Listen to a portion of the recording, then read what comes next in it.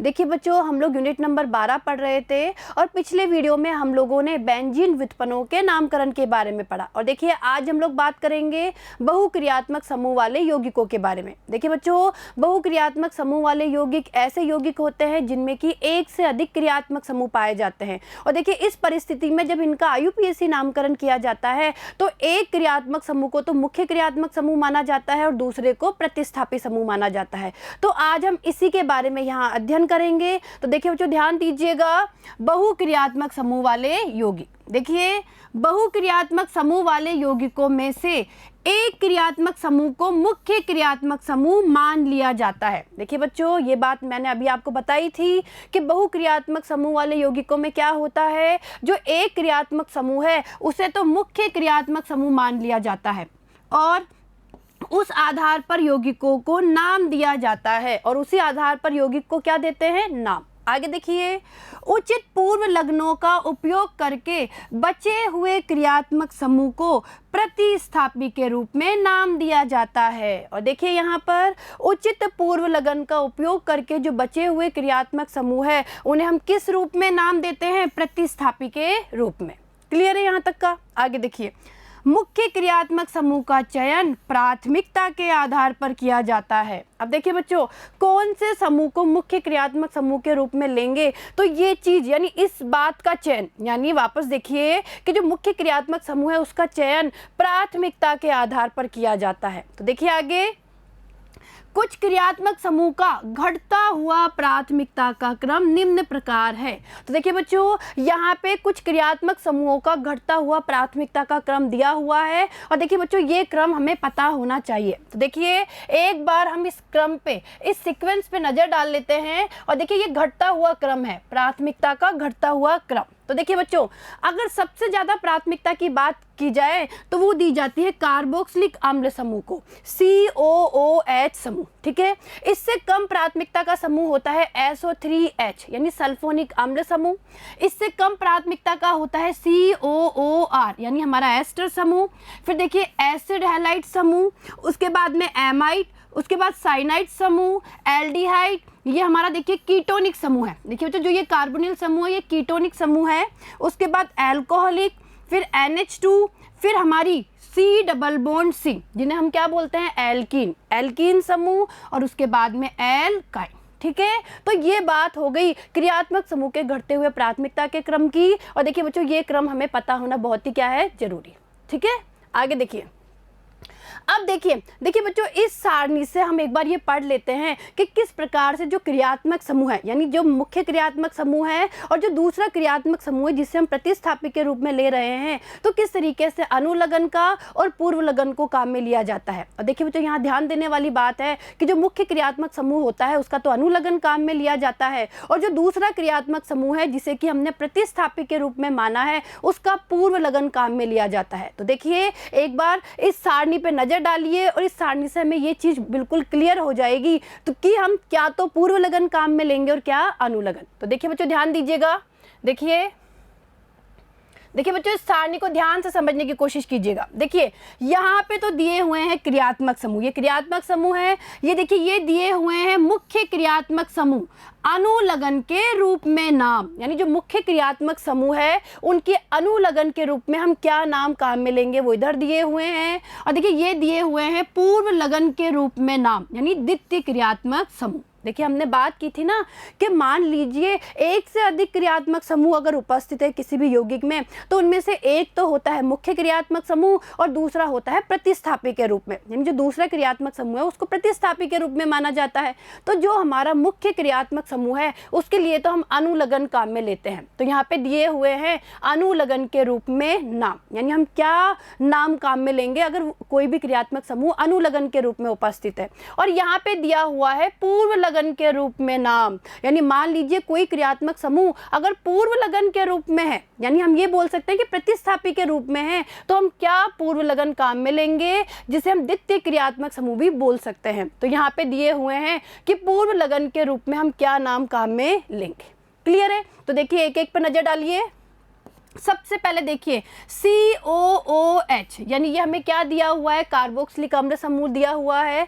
और देखिए बच्चों, हम लोग सब पढ़ के आए हुए हैं कि किस तरीके से क्रियात्मक समूह का नामकरण किया जाता है। तो इसके लिए हम लोग क्या अनुलग्न काम में लेते हैं, ओइक अम्ल। ठीक है, ये हम सबको पता है। लेकिन अगर पूर्व लगन की बात की जाए तो पूर्व लगन के रूप में हम काम में लेते हैं कार्बोक्सी। क्या काम में लेते हैं, कार्बोक्सी। क्लियर है। आगे देखिए दूसरा, देखिए SO3H। देखिए बच्चों, सल्फोनिक अम्ल समूह है। देखिए ध्यान दीजिएगा, सल्फोनिक अम्ल समूह है SO3H। इसके लिए अगर अनुलग्न की बात की जाए तो सल्फोनिक अम्ल हम लोग काम में लेते हैं, और पूर्व लगन की बात की जाए तो सल्फो। क्लियर है। ऐसे ही देखिए बच्चों, C double bond O, O C double bond O, ये हमारा एनहाइड्राइड है, यानी एनहाइड्राइड क्रियात्मक समूह है। और इसके लिए ओइक एनहाइड्राइड, देखिए बच्चों, इसके लिए जो अनुलग्न काम में लिया जाता है वो ओइक एनहाइड्राइड काम में लिया जाता है, और इसके लिए कोई भी पूर्व लगन काम में नहीं लिया जाता, यानी इसे हमेशा अनुलग्न के रूप में ही काम में लेते हैं। ठीक है। आगे देखिए फोर्थ, देखिए ये देखिए बच्चों, हमारा एस्टर समूह है COOR। इसके लिए अनुलग्न काम में लेते हैं O8, और अगर पूर्व लगन की बात की जाए तो एल्कोक्सी कार्बोनिल। क्लियर है यहां तक का। आगे देखिए, इसी तरीके से देखिए पांचवा, देखिए COX। ठीक है, यानी अगर हम बात करें एसिड हैलाइड के बारे में तो इसके लिए अनुलग्न काम में लेते हैं ऑयल हैलाइड, और अगर पूर्व लगन की बात की जाए तो हेलो कार्बोनिल। इसके लिए क्या पूर्व लगन काम में लेंगे, हेलो कार्बोनिल। इसी तरीके से देखिए बच्चों 6 नंबर का, देखिए अगर एमाइड समूह उपस्थित है CONH2 तो हम यहाँ पे अनुलग्न काम में लेते हैं एमाइड, और पूर्व लगन काम में लेते हैं कार्बेमॉयल। ठीक है। इसी तरीके से देखिए 7वां, देखिए अगर यहाँ पे CN, देखिए बच्चों अगर CN समूह उपस्थित है तो हम यहाँ पे काम में लेंगे नाइट्राइल, यानी अनुलग्न नाइट्राइल और पूर्व लगन साइनो। ठीक है। इसी तरीके से देखिए 8वां, देखिए अगर एल्डिहाइडिक समूह है CHO, एल्डिहाइडिक समूह उपस्थित है, अनुलग्न काम में लेते हैं एल, और पूर्व लगन काम में लिया जाता है फॉर्मिल। क्लियर है बच्चों। इसी तरीके से देखिए आगे, इसी तरीके से देखिए बच्चों 9th, देखिए अगर वहां पे कार्बोनिल समूह, और ये वाला कौन सा कार्बोनिल समूह है, कीटोनिक समूह, अगर कीटोनिक समूह उपस्थित है तो यहाँ पे हम अनुलग्न काम में लेते हैं ऑन, और अगर पूर्व लगन की बात की जाए तो कीटो या ऑक्सो। क्लियर है। इसी तरीके से देखिए 10वां, देखिए NH2 एमिनो समूह अगर उपस्थित है, अनुलग्न काम में लेते हैं एमीन, और पूर्व लगन काम में लिया जाता है एमिनो। क्लियर है। और इसी तरीके से देखिए 11वां, देखिए OH। ठीक है, एल्कोहलिक समूह उपस्थित है, अनुलग्न काम में लेते हैं ऑल, और पूर्व लगन काम में लिया जाता है हाइड्रोक्सी। और इसी तरीके से देखिए बच्चों, ये देखिए CN समूह, देखिए बच्चों ये रिपीट हो गया। देखिए ये 7वां जो समूह है साइनाइड समूह दोबारा रिपीट हो गया 12वें नंबर पे, ये साइनाइड समूह है, और हम पढ़ चुके हैं कि साइनाइड के लिए हम लोग अनुलग्न काम में लेते हैं नाइट्राइल, और पूर्व लगन काम में लेते हैं साइनो। क्लियर है। तो देखिए बच्चों इस टेबल से आपको ये चीज क्लियर हो गई होगी कि हम लोग मुख्य क्रियात्मक समूह के लिए तो कौन सा अनुलग्न काम में लेंगे, और जो क्रियात्मक समूह जिसे हमने प्रतिस्थापी के रूप में माना है उसके लिए हम कौन सा पूर्व लगन काम में लेंगे। क्लियर है। और एक बार हम ये देख लेते हैं कि किस तरीके से बहुक्रियात्मक जो समूह वाले यौगिक होते हैं उनका नामकरण किया जाता है। तो देखिए आगे, देखिए माना कि किसी कार्बनिक यौगिक में OH यानी एल्कोहलिक तथा COOH यानी कार्बोक्सिलिक अम्ल दोनों समूह जुड़े हुए हैं। देखिए बच्चों ध्यान दीजिए, अब हम इनके नामकरण पे थोड़ी चर्चा करेंगे कि यानी मान लेते हैं कि किसी कार्बनिक यौगिक में 2 क्रियात्मक समूह उपस्थित है, पहला तो एल्कोहलिक समूह और दूसरा है कार्बोक्सिलिक अम्ल समूह। ठीक है, तब हम कार्बोक्सिलिक अम्ल समूह को मुख्य क्रियात्मक समूह मानते हैं। देखिए बच्चों हम लोगों ने प्राथमिकता का क्रम देखा भी था, और प्राथमिकता के क्रम में हमने देखा था कि अगर इन दोनों समूह की बात की जाए तो सबसे ज्यादा प्राथमिकता कार्बोक्सिलिक अम्ल समूह को दी जाएगी। यानी कहने का मतलब है कि इस कार्बोक्सिलिक अम्ल समूह को हम मुख्य क्रियात्मक समूह मानेंगे, और जो OH समूह है उसको प्रतिस्थापित। क्लियर है। तो देखिए आगे, तब हम कार्बोक्सिलिक अम्ल समूह को मुख्य क्रियात्मक समूह मानते हैं तथा अनुलग्न ओइक अम्ल लगाते हैं। अनुलग्न क्या लगाएंगे, ओइक अम्ल। जबकि OH समूह प्रतिस्थापी होता है, यानी जो एल्कोहलिक समूह है वो प्रतिस्थापी होता है जिसका पूर्व लगन हाइड्रोक्सी लगाते हैं। तो देखिए हम लोग OH समूह के लिए, जिसे हमने प्रतिस्थापी समूह माना है, उसके लिए हम लोग पूर्व लगन लगाएंगे। और क्या पूर्व लगन लगाएंगे हम लोग? हाइड्रोक्सी। ठीक है, तो एक बार हम उदाहरण पे नजर डाल लेते हैं। तो देखिए बच्चों, समझने की कोशिश कीजिएगा इस उदाहरण से। देखिए बच्चों, ये हमें कोई कार्बनिक यौगिक दिया हुआ है। ठीक है, अगर आप ध्यान से देखेंगे तो ये बहुक्रियात्मक समूह युक्त यौगिक है। देखिए इसमें यहाँ पे तो है OH समूह यानी अल्कोहलिक समूह है, और यहाँ पे जुड़ा हुआ है कार्बोक्सिलिक अम्ल समूह। ठीक है, अब देखिए बात की जाए कि कौन सा समूह मुख्य क्रियात्मक समूह होगा, तो ये वाला समूह तो मुख्य क्रियात्मक समूह होगा। और देखिए ये वाला जो OH समूह है ये क्या होगा? प्रतिस्थापी समूह। ठीक है, और देखिए बच्चों, एक बार इसका हम नामकरण देख लेते हैं कि किस तरीके से हम इसका IUPAC नाम लिखेंगे। तो देखिए बच्चों, इसमें गिनती यहाँ से शुरू होगी। भाई एक सीधी श्रृंखला है, इसमें गिनती मुख्य क्रियात्मक समूह से शुरू होगी। तो देखिए इसे, इस कार्बन को देंगे 1 नंबर, इस कार्बन को 2, इसको 3, इसको 4। ठीक है, और देखिए 4 नंबर पे प्रतिस्थापी जुड़ा हुआ है, यानी हम क्या लिख सकते हैं? 4 हाइड्रोक्सी। अब देखिए बच्चों, यहाँ समझने की कोशिश करिए कि ये क्या है। जो OH समूह है वो प्रतिस्थापी समूह है। प्रतिस्थापी समूह के लिए हम पूर्व लगन काम में लेते हैं, और हमने अभी पढ़ा है कि इस OH के लिए, जो OH समूह है अल्कोहलिक समूह है, इसके लिए क्या पूर्व लगन काम में लेते हैं हम लोग? हाइड्रोक्सी। तो ये हो गया 4 हाइड्रोक्सी, यानी हम इसकी स्थिति बताएंगे कि 4 नंबर के कार्बन पे ये हाइड्रोक्सी समूह जुड़ा हुआ है, तो ये हो गया 4 हाइड्रोक्सी। अब देखिए मुख्य श्रृंखला की बात करें, मुख्य कार्बन श्रृंखला में कितने कार्बन है? 1 2 3 4, 4 कार्बन हैं, और 4 कार्बन के लिए हम लोग क्या काम में लेते हैं? ब्यूट काम में लेते हैं। ठीक है, और देखिए इसके लिए जो हमारा मुख्य क्रियात्मक समूह है, इसके लिए हम काम में लेंगे ओइक अम्ल। क्या काम में लेंगे? ओइक अम्ल। तो ये हो जाएगा 4 हाइड्रोक्सी ब्यूटेन 1 ओइक अम्ल। ठीक है, ब्यूटेन 1 ओइक अम्ल। और देखिए बच्चों, इसे हम इस तरीके से भी लिख सकते हैं, यानी इसके IUPAC नाम को हम ऐसे भी लिख सकते हैं 4 हाइड्रोक्सी। देखिए बच्चों, 4 हाइड्रोक्सी ब्यूटेनोइक अम्ल। 4 हाइड्रोक्सी ब्यूटेनोइक अम्ल, हम इस तरीके से भी IUPAC नाम को लिख सकते हैं, क्योंकि जो यहाँ पे ये है कार्बोक्सिलिक अम्ल समूह है वो सिरे पे जुड़ा हुआ है, 1 नंबर पे जुड़ा हुआ है। ठीक है, यानी जो हमारा कार्बोक्सिलिक अम्ल समूह है, जो मुख्य क्रियात्मक समूह है, इसके कार्बन को हमने 1 नंबर दिया है।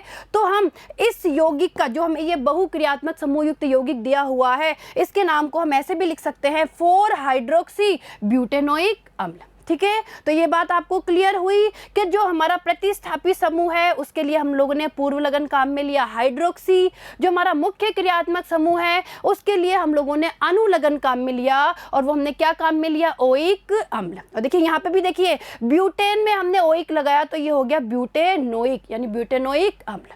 क्लियर है, ये चीज आपको समझ में आई होगी। चलिए आगे देखिए। अब देखिए बच्चों, ये आपको एक सूत्र दिया हुआ है। देखिए इस सूत्र को आपने पहले भी समझा होगा, और एक बार वापस समझ लीजिए कि किस तरीके से हम बहुक्रियात्मक समूह युक्त यौगिकों का नामकरण करेंगे। देखिए बच्चों, समझने की कोशिश करिए। देखिए यहाँ पे ये दिया हुआ है स्थिति और संख्या। देखिए बच्चों समझिए।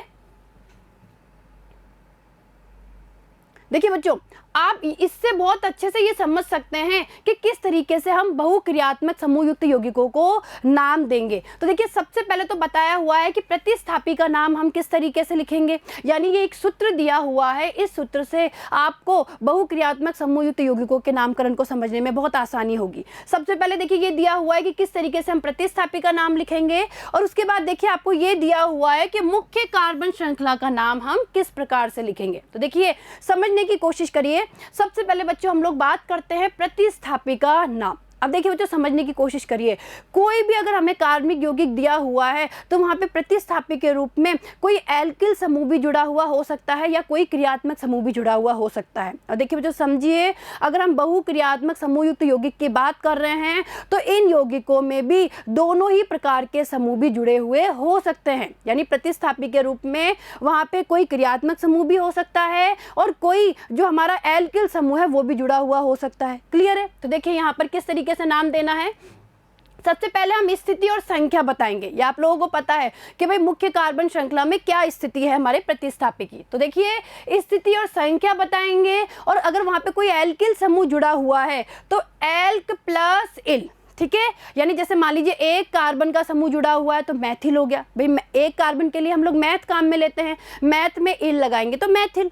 ठीक है, तो ये क्या है, एल्क प्लस इल, यानी कितने कार्बन का समूह जुड़ा हुआ है उसमें इल लगा देंगे। ठीक है, अगर मान लीजिए वहां पे कोई हम बात करें क्रियात्मक समूह भी प्रतिस्थापी के रूप में जुड़ा हुआ है तो हम क्या करेंगे, फिर उसकी भी हम स्थिति और संख्या बताएंगे और उसके लिए हम काम में लेंगे पूर्व लगन। जो हमने पूर्व लगन अभी सारणी में पढ़े हैं वो पूर्व लगन हम लोग काम में लेंगे। ठीक है, तो आपको प्रतिस्थापी का नाम समझ में आया होगा। देखिए बच्चों वापस ध्यान दीजिए, भाई मान लीजिए हम बात कर रहे हैं कोई बहुक्रियात्मक समूहयुक्त यौगिक के बारे में बात कर रहे हैं, तो देखिए बच्चों किसी भी बहुक्रियात्मक समूहयुक्त यौगिक के बारे में अगर बात की जाए तो वहाँ पे प्रतिस्थापी के रूप में कोई एल्किल समूह भी जुड़ा हुआ हो सकता है या कोई क्रियात्मक समूह भी जुड़ा हुआ हो सकता है, और दोनों भी हो सकते हैं। ठीक है, तो देखिए हम किस तरीके से प्रतिस्थापी का नाम देंगे। सबसे पहले हम जो भी एल्किल समूह वहां पे जुड़ा हुआ है उसकी स्थिति और संख्या बताएंगे। ठीक है, यानी कितने नंबर पे कार्बन, मुख्य कार्बन श्रृंखला में कितने नंबर पे वो है, यानी उसकी स्थिति और संख्या बताएंगे।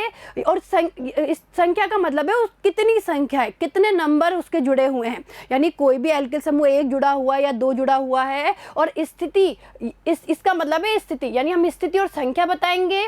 उसके बाद हम उस एल्किल समूह को लिखेंगे। उसके बाद स्थिति और संख्या को ही बताते हुए हम जो क्रियात्मक समूह है जिसे हमने प्रतिस्थापी माना है उसका पूर्व लगन लिखेंगे। क्लियर है यहाँ तक का? अब देखिए आगे, अब हम बात करते हैं कि मुख्य कार्बन श्रृंखला का नाम कैसे लिखेंगे। तो उसके लिए हम लोग क्या करेंगे, देखिए जो भी मुख्य कार्बन श्रृंखला है उसमें कितने कार्बन है, तो उसमें हम लोग अगर जो श्रृंखला है वो संतृप्त श्रृंखला है, यानी वहां पे केवल अगर सिंगल बंध, एकल बंध उपस्थित है तो हम एल्क प्लस एन लगाएंगे। क्लियर है? अगर वहां पे डबल बॉन्ड या ट्रिपल बॉन्ड उपस्थित है तो हम क्या करेंगे, देखिए बच्चों समझिए, यहाँ पे हम क्या करेंगे, स्थिति और संख्या के साथ इन या आइन लगाएंगे। यानी जो एल्क है, एल्क यानी जो भी हमारा जितने भी कार्बन की हमारी मुख्य कार्बन श्रृंखला है, अगर वहां पे केवल सिंगल बंध है, उस कार्बन श्रृंखला में केवल सिंगल बंध उपस्थित है तो हम एल्क प्लस एन यानी एल्केन इस तरीके से लिखेंगे। अगर मान लीजिए वहां पे डबल बॉन्ड या ट्रिपल बॉन्ड उपस्थित है तो हम क्या करेंगे, स्थिति और संख्या के साथ में एल्क प्लस इन और आइन लगाएंगे, यानी एल्क लिखेंगे, उसके बाद में स्थिति और संख्या बताते हुए इन या आइन लगाएंगे। और हमें पता है कि अगर कार्बन कार्बन डबल बॉन्ड होता है तो हम काम में लेते हैं इन, हम क्या काम में लेते हैं इन, और कार्बन कार्बन ट्रिपल बॉन्ड होता है तो हम काम में लेते हैं आइन। ये हम सब पढ़ के आए हुए हैं। ठीक है, और उसके बाद में स्थिति और संख्या के साथ हम अनुलगन लगाएंगे। और देखिए बच्चों अनुलगन हम किसका लगाते हैं, जो हमारी मुख्य क्रियात्मक समूह है। क्लियर है? तो इस तरीके से इस सूत्र के आधार पर, ये सूत्र अगर आपको पता है, इस सूत्र के आधार पर हम किसी भी बहुक्रियात्मक समूहयुक्त यौगिक का नाम लिख सकते हैं। ठीक है बच्चों, यहाँ तक की बात आपको समझ में आई होगी। अब हम लोग कुछ उदाहरणों से इन्हें समझ लेते हैं। देखिए बच्चों समझिए, यहाँ पर देखिए बच्चों ये कुछ उदाहरण दिए हुए हैं और उन उदाहरणों से हम बहुक्रियात्मक समूहयुक्त यौगिकों के नामकरण को समझने की कोशिश करेंगे। देखिए बच्चों ये पहला उदाहरण है। अगर आप ध्यान से देखेंगे, देखिए बच्चों अगर ध्यान से देखेंगे तो इस यौगिक में दो क्रियात्मक समूह है, ये एल्डिहाइडिक समूह है और ये कीटोनिक समूह है। ठीक है, हम लोगों ने वो पढ़ा था, मतलब जो हमारा क्रम था, प्राथमिकता का क्रम था वो पढ़ा था, और हमने क्या देखा था कि एल्डिहाइडिक समूह को प्राथमिकता दी जाती है। यानी अगर इन दोनों समूह की बात की जाए तो इन दोनों समूह में सबसे ज्यादा प्राथमिकता एल्डिहाइडिक समूह को दी जाएगी और कम प्राथमिकता किसको दी जाएगी, कीटोनिक समूह को। ये एल्डिहाइडिक समूह है, कीटोनिक समूह है, यानी ये तो हमारा क्या हो गया, मुख्य क्रियात्मक समूह। ठीक है, तो समझिए ये हमारा मुख्य क्रियात्मक समूह हो गया। और मुख्य क्रियात्मक समूह के लिए हम क्या काम में लेते हैं, एल काम में लेते हैं। ये हमारा हो गया प्रतिस्थापी समूह, यानी इस समूह को हमने क्या माना है, प्रतिस्थापी। ठीक है, प्रतिस्थापी समूह।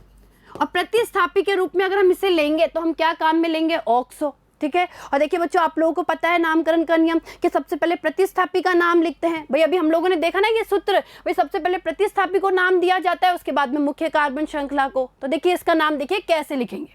देखिए बच्चों ये हो गई मुख्य कार्बन श्रृंखला, ये मुख्य कार्बन श्रृंखला हो गई, 4 कार्बन है। कितने कार्बन है, 4।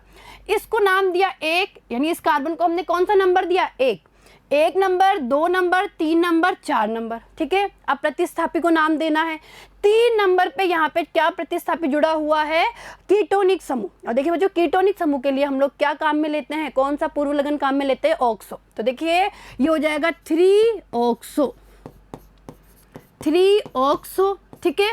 और देखिए बच्चों यहाँ पे समझिए भाई 3 ऑक्सो हो गया। अब यहाँ कितने कार्बन है मुख्य श्रृंखला में? 4 कार्बन है, क्लियर है। और 4 कार्बन है तो हम क्या काम में लेंगे? 4 कार्बन है, 1 2 3 4, तो हम काम में लेंगे ब्यूटेन। भाई 4 कार्बन है ब्यूटेन, और एक नंबर पे क्या जुड़ा हुआ है यहाँ पे? एल्डिहाइडिक समूह ब्यूटेन 1L, ठीक है। और देखिए इस IUPAC नाम को हम ऐसे भी लिख सकते हैं 3-ऑक्सोब्यूटेनेल। देखिए जो समझिए इसे हम ऐसे भी लिख सकते हैं 3-ऑक्सोब्यूटेनेल, इस तरीके से भी लिख सकते हैं, क्योंकि ये एल्डिहाइडिक समूह सिरे पर उपस्थित है, 1 नंबर पर उपस्थित है, ठीक है। यानी जो हमारा एल्डिहाइडिक समूह है इसके कार्बन को 1 नंबर दिया हुआ है, तो इसके IUPAC नाम को हम ऐसे भी लिख सकते हैं 3-ऑक्सोब्यूटेनेल, और इस तरीके से भी लिख सकते हैं 3-ऑक्सोब्यूटेन 1L। क्लियर है बच्चों? आगे देखिए दूसरा एग्जाम्पल।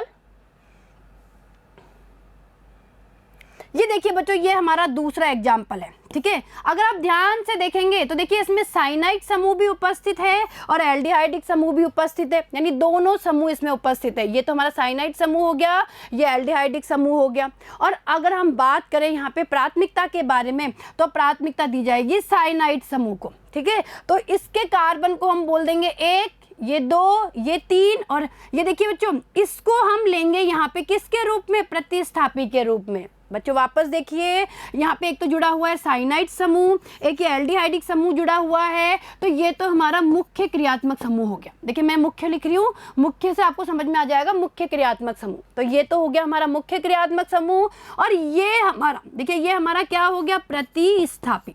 इस समूह को हम किस रूप में लेंगे? प्रतिस्थापी समूह के रूप में। तो देखिए इसका हम नाम कैसे लिखेंगे? देखिए तो समझने की कोशिश कीजिएगा। इसका नाम होगा 3-फॉर्मिल। देखिए जो समझिए यहाँ पर 3 नंबर पे CHO समूह जुड़ा हुआ है, ये एक तरीके से एल्डिहाइडिक समूह है जो किस तरीके से व्यवहार कर रहा है? प्रतिस्थापी की तरह, यानी इसको हमने प्रतिस्थापी समूह माना है। इसके लिए हम काम में लेंगे फॉर्मिल, तो ये हो जाएगा 3-फॉर्मिल। देखिए 3 नंबर पे फॉर्मिल समूह है 3-फॉर्मिल। मुख्य श्रृंखला में कितने कार्बन है? 3 कार्बन, तो 3-फॉर्मिल प्रोपेन। अब देखिए ये जो साइनाइड समूह है वो 1 नंबर पे उपस्थित है। तो देखिए बच्चों इस ऐसी परिस्थिति में क्या होता है यहाँ पे समझने की कोशिश करिए। जब 1 नंबर पे कोई क्रियात्मक समूह उपस्थित होता है ना, तो उसकी स्थिति बता दी जाए तो भी सही है और नहीं बताई जाए तो भी करेक्ट है। नाम गलत नहीं होता है, आप उसकी स्थिति को बता भी सकते हैं, नहीं भी बता सकते। तो मैं इसका नामकरण ऐसे भी लिख सकती हूँ 3-फॉर्मिल प्रोपेन नाइट्राइल, ठीक है। और इस तरीके से भी लिख सकती हूँ 3-फॉर्मिल प्रोपेन 1 नाइट्राइल। दोनों ही क्या है? करेक्ट है। क्लियर है बच्चों? तो ये दोनों उदाहरण आपको समझ में आए होंगे। अब देखिए बच्चों तीसरा एग्जाम्पल देखिए। देखिए इस तीसरे एग्जाम्पल को अगर आप ध्यान से देखेंगे तो देखिए इसमें भी 2 क्रियात्मक समूह है। देखिए जो ध्यान से देखिए, अगर आप इस यौगिक को देखेंगे, इस बहुक्रियात्मक समूह युक्त यौगिक को देखेंगे, तो इसमें भी 2 क्रियात्मक समूह उपस्थित है। देखिए एक तो ये क्या है? कार्बोक्सिलिक अम्ल समूह उपस्थित है, और यहाँ पे ये साइनाइड समूह उपस्थित है, ठीक है। यानी 2 क्रियात्मक समूह उपस्थित है।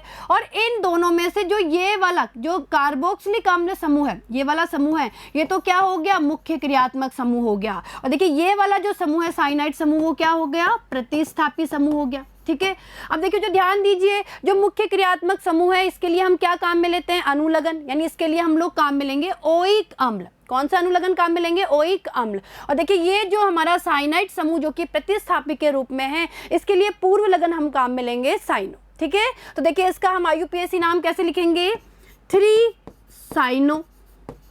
भाई 3 नंबर पे जुड़ा हुआ है ना, 3 नंबर पे साइनो समूह, 3-साइनो। यानी देखिए बच्चों हमने इस वाले कार्बन को 1 नंबर, इसको 2, इसको 3, इसको 4, ठीक है। हमने जब गिनती की 1 नंबर का कार्बन, 2 नंबर का, 3 नंबर का, 4 नंबर का कार्बन। क्लियर है? तो देखिए यहाँ पे 3 नंबर पे साइनाइड समूह जुड़ा हुआ है, तो 3-साइनो हो गया।